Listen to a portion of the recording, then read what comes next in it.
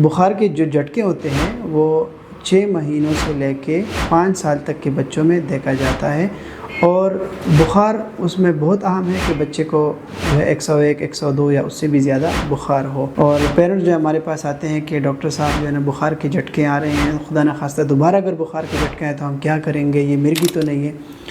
तो ये बिल्कुल भी मिर्गी नहीं है, ठीक है, और इसके लिए हम जारी दवाई नहीं देते। हम पेरेंट्स से कहते हैं कि बहुत कॉमन है, यूजुअली ख़ानदानों में बहुत सारे जो है ना बाकी सिबलिंग्स में इश्यूज़ होते हैं।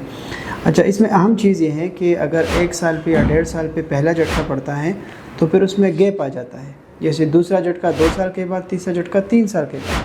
तो बहुत सारे बच्चों में एक दफ़ा पड़ता है, बहुत सारे बच्चों में 2-3 झटके आ जाते हैं, फिर 5 साल के बाद ख़त्म हो जाते हैं।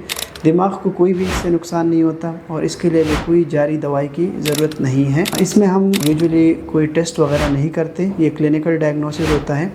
अगर हमें लगे कि बच्चे की नशोनुमा कम है या बुखार का झटका जो है वो 30 मिनट से ज़्यादा पड़ता है या 1 साल में 4-5 दफ़ा से ज़्यादा बुखार के झटके आते हैं, तो फिर हम सोचते हैं कि ये मिर्गी हो सकती है।